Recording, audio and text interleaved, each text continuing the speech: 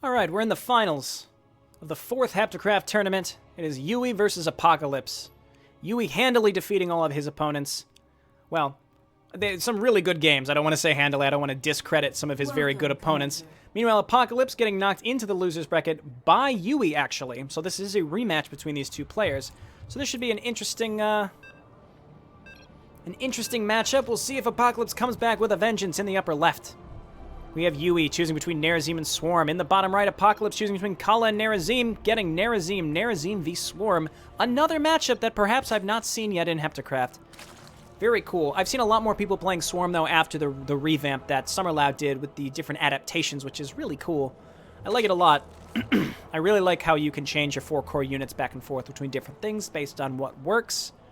Feels very swarmy, very zergy, kind of like Abathur. I like it a lot. Okay, so it really comes down to, I mean, I've said this before, I feel like Nerazim sort of functions as a, hey, here's what I'm doing, react to it. Nerazim, less so reactionary, unless maybe we see a lot of Zerglings, a lot of speed Zerglings coming in, and Apocalyspe has to react very fast, but generally, Nerazim is the aggressive race. They're the ones that put all the pressure on, and then you react, and if you can deny them getting real damage done with those attacks, then you have a real chance to just wipe them clean off the map right away, because they probably won't be able to reinforce their army really fast. Spawning pool going down for YueY before taking his expansion.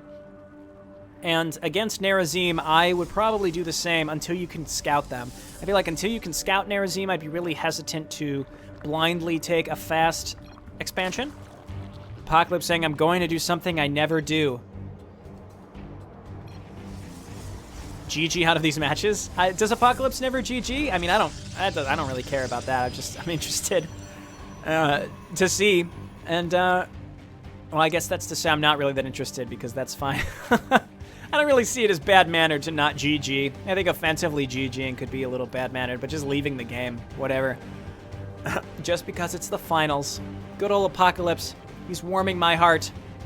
All right, Cybercore coming out from Apocalyspe. And like I've said, Apocalyspe, I've seen him do double warp gates in the past, but that was back when Fanatics were super strong, and they've since been down, nerfed a little bit. Given the nerf hammer just a little bit, they have a little less health, so you can't just spam tons and tons of Fanatics across the map early on. Okay, and Apocalyspe, did he get across the map and see stuff? No, he didn't. Neither playing seeing anything right now. So, fast metabolic boost around the same time as the expansion coming up. Very standard opener for Swarm. I would really be surprised if I ever saw anything else from Swarm. Metabolic boost just allows your Zerglings to get across the map quickly. You can scout. It's just excellent. We've got 2 Fanatics blocking this map. They are properly on hold position. You can sometimes get up there and just start attacking the warp gate just to annoy your Protoss opponent, but we'll see. We'll see if that's what YueY decides to do. What do we have coming up here? Just more warp gates. So just one base play from Apocalyspe, and I guess maybe he's a little scared of these Zerglings. Metabolic boost isn't that close to being done. The Zerglings are going to get in the base, though. And what's their... Oh, good warp in there. Great warp, and that was... Oh, what a great bait. That was a perfect bait from Apocalyspe to stop those Zerglings from getting in. And, 2 Zerglings isn't a huge pickup, but it completely denies any scouting, because as far as YueY knows, there could be a Robo in here, there could be a Dark Council leading into Dark Templar, who knows. Unlocking Warp Pylons, though, with Stalkers, this is the type of build we've seen Nerazim doing. Not much late-game Nerazim at all in this tournament, and this poor Overlord, oh, he's actually flying over this doodad and is unseen because he's on the high ground. Good placement there by YueY. YueY now getting Muscular Audience for Hydralisk. We might see some Hydralisk play. What a dream. I suppose Hydralisks v Stalkers is a pretty even matchup because the Particle Disruptors here that I'm mousing over, they don't have an extra versus armored, not to mention Hydralisks are not light or armored, they are simply biological. Same with Stalkers, they are simply mechanical, so I think a Hydralisk v Stalker fight would be an okay matchup. I think the Hydralisks attack a little faster and may have an advantage, especially based on which adaptation they choose to use, because they don't need to do extra damage versus armored. They can turn into, I think it's the Hunter adaptation that may allow them to do attack a little faster, but do less versus armored. 4 Raptorlings coming across the map. We'll see where they're able to jump up. They can't really jump into the expansion, but they could come around and jump into the main base, get some good scouting information, which YueY sorely needs at this point to know what he's expecting. He's not going to see a warp gate, but he will see the Stargate, though. I was going to say he's not going to see the Robo. And the Kala Shield's being used pretty effectively to stop those Raptorlings from getting more than 1 or 2 workers. They only got 1. Okay, and they decided to stop and attack the pylon. That's fine. And then instead, they're going to jump back up. 1 Raptorling going down, but we have Adepts in the base now by Apocalypse. These should be able to shoo these Raptorlings away as they're going to use that combat leap again to jump down and get out of that base. That is a really long range. You don't have to use it just to leap up and down cliffs, but obviously you can. You don't need vision where you're going with that. I'm 99% certain. We have an interesting warp pylon choice here by Apocalypse. Both players being a little tentative, and Apocalypse actually taking his base before putting pressure on. What did he decide to warp in? It's a Phoenix. All right, and no anti-air here right now. Look how fast this Phoenix attacks. Also, it does no extra damage versus light. It just does 10 damage straight up, 5 times 2. Hydralisks now. YueY maybe anticipating that Apocalypse would go air again. I've seen Apocalypse do a lot of play with Phoenix in the past, so it's possible YueY was just 100% prepared, so that's why I'm doing Hydralisks. And it's definitely a safe choice. Hydralisks are pretty versatile and trying to chase away that Phoenix, and the Phoenix is going to be able to get out of there, and the Nerazim shields will heal it right up.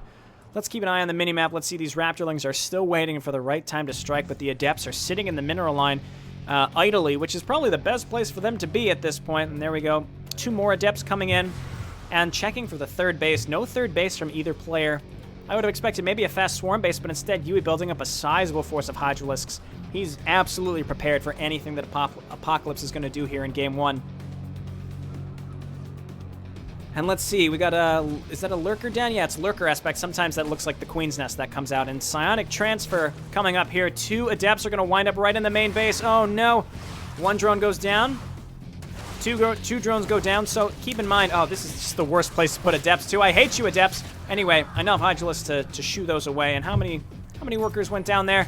Low numbers of workers killed. This is a relatively low blood matchup so far, but if this amount of Hydralisks got across the map, I'd be a little scared for Apocalypse. Oh no! Was that me? I hope that wasn't me. A brief amount of lag. We're okay. Alright, so what do we have here? 5 Fanatics, 6 Fanatics, 2 Stalkers, 2 Adepts. Let's check the unit tab, and it looks like YueY thinks that this is his time to strike. And this is a lot of Hydralisks. I'm a little nervous. I'm a little nervous for Apocalypse, but he is mostly walled in, and the Adepts and the Fanatics should take care of the Zerglings before the Hydralisks wipe them all out. But I just don't... Oh, I'm nervous. Oh, Lurkers. Okay, got a lot of Lurkers. I'm getting nervous for Apocalypse because he just doesn't have enough meat in this army, but there's a Disruptor. Oh boy, and that can kill Lurkers when they're burrowed, so this is exciting. We've got, that's 9 Lurkers coming out, though. Those can do some good damage, but they're not like Legacy of the Void Lurkers. They don't have a huge range like we've seen before. Hanging out by the 3rd base, making sure Apocalypse isn't able to take it. Not taking his own 3rd. And let's got to keep an eye on this Disruptor. It's going to make or break this engagement without a doubt. Out goes the Purification Nova. It gets a bunch of the burrowed Lurkers. I was about to say it gets nothing, but it got a bunch of those burrowed Lurkers. Here goes more burrowed Lurkers. They're going to try to bust their way through these pylons to allow these forces to go through. All the Hydralisks except 1 go down to a Purification Nova. And YueY trying to snipe this Disruptor as the Zerglings go down. Trying to chase that Disruptor down. If this Disruptor can stay alive...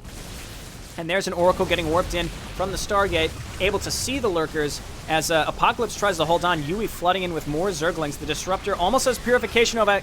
Out it goes. He's going to hit his own Zealots. Oh, almost got his own Fanatics as Apocalypse holds on against the onslaught of YueY. That was a large amount of Lurkers and Hydralisks. And those hero Disruptors, man. Disruptors can turn the tide of any battle. I love Disruptors. They're great in HeptaCraft. They're great in vanilla. I just enjoy using them. They're fun to use. They feel like a Reaver that you actually have to be careful with. You can't just squirm around with a Reaver and just kill stuff. You actually have to decide where that Scarab Purification Nova goes. All right, so it looks like YueY is really committing to this Hydralisk Lurker combo, though throwing down his Spire in the background with his 3rd base. But the 3rd base is being harassed by these 2 Fanatics. This is what Fanatics are best at because they're fast. I think they're better at getting around the map and harassing more than your normal Zealots, especially once you get charged, which they don't have yet, but maybe eventually. Maybe eventually. Both players now going for their 3rds. This is a cool matchup. I like the Nerazim v Swarm because both players have an opportunity to do some sneaky tactics on each other, some really annoying harassment, but at what cost? All right, so the Lurkers are detected right now, and the Fanatics, even though the Lurkers are going to go down, the Fanatics take a ton of damage from these Lurkers. Okay, so we have 3 disruptors on the field from Apocalypse, and YueY is struggling with getting units out. He's trying to get Mutalisks out, probably to snipe these disruptors, but we do have a Warp Prism set up by Apocalypse, which will allow him to build more units across the map. Does he even have the Warp Pylons researched? It doesn't really. He does, but it doesn't really matter because he's got the Warp Prism, and here he's really tentative to go in here. And the disruptors, 1 Purification Nova going into the mineral line. It's hard to see what that got underneath the Overlords, but there are the Mutalisks. But this amount of Stalkers, I don't know what the Mutalisks are going to be able to do in YueY GG's. And again, you gotta remember, Stalkers are hugely revamped from their vanilla counterparts. They can still get Blink, and they can eventually get multi-Blink.